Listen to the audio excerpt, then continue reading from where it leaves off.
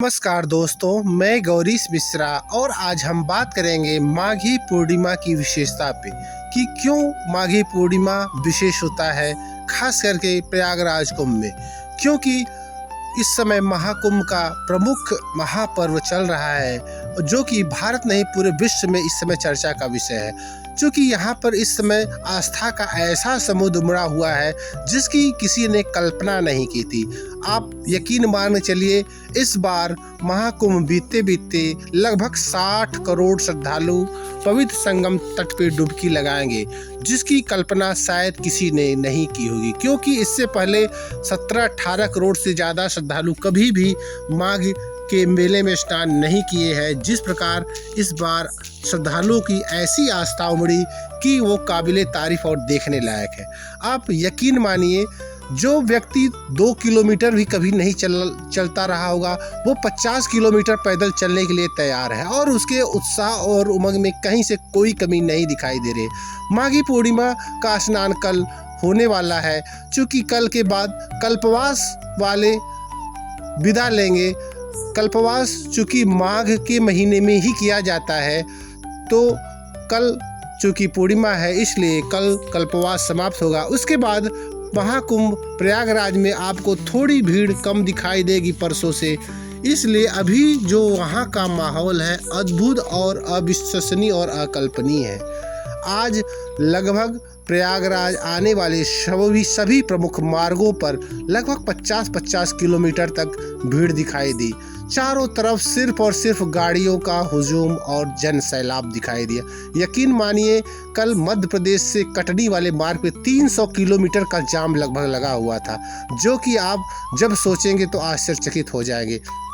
श्रद्धालुओं की ऐसी आस्था, ऐसी सुनामी, ऐसा विश्वास शायद आप फिर कभी नहीं देख पाएंगे।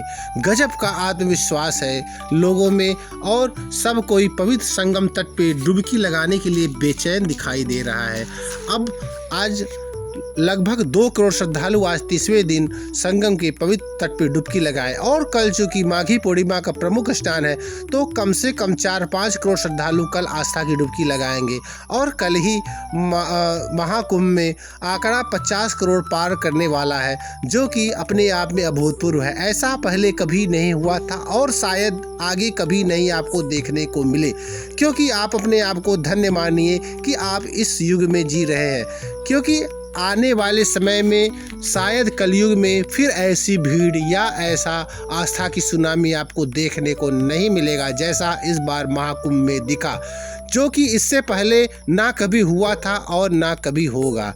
अद्भुत नज़ारा, अद्भुत विश्वास, अद्भुत शक्ति, अद्भुत भक्ति, कितना भी आप सब कह लें, इसे शब्दों में बयान नहीं किया जा सकता। महाकुंभ में अद्भुत और अविश्वसनीय आस्था की जो डुबकी लग रही है वो काबिले तारीफ है।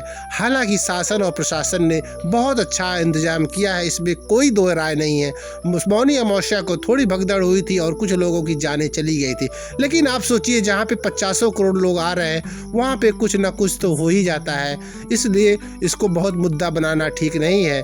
और आप देखेंगे ओवरऑल तो सरकार और शासन प्रशासन बेहद ही शानदार तरीके से पूरे स्थिति को मैनेज किए हुए हैं और श्रद्धालु भी बहुत उसमें सहयोग कर रहे हैं सरकार का और वहाँ के शासन प्रशासन का, जो कि काबिल तारीफ है। कुल मिला जुला करके महाकुंभ का आयोजन जो इस बार हुआ था वो बेहद ही शानदार रहा है और इसमें कोई संदेह नहीं है कि यह अभूतपूर्व था। ना ऐसा कभी हुआ था और ना ऐसा कभी होगा। इसलिए आप अपने आराध्य को स्मरण करिए कि आप कितने भाग्यशाली हैं जो आप महाकुंभ में पहुँचे हैं और पवित्र संगम तट पर डुबकी लगाए। क्योंकि इस समय 12 से 15 किलोमीटर के एरिया में आप कल्पना कर सकते हैं कि 12 से 15 किलोमीटर के एरिया में 30 दिन में लगभग 50 करोड़ लोग आए और स्नान करके चले गए। क्या ये कहीं संभव हो? नहीं, यह सिर्फ और सिर्फ प्रयागराज में ही संभव है और किसी भी स्थान पे ऐसा संभव नहीं है कि इतने श्रद्धालु आए और शांतिपूर्वक स्नान करके चले जाएं। यह सिर्फ और सिर्फ प्रयागराज संगम में ही संभव है। यह ईश्वर की अद्भुत कृपा है और प्रयागराज का अद्भुत प्रताप और महिमा है। इसलिए दोस्तों, मैं फिर कल आपको एक बेहद ही माघी पूर्णिमा का वीडियो आपको डालूंगा। यदि वीडियो आपको पसंद आए तो लाइक और शेयर जरूर करिएगा। नमस्कार मित्रों, जय प्रयागराज, जय महाकुंभ, जय गंगा मैया की।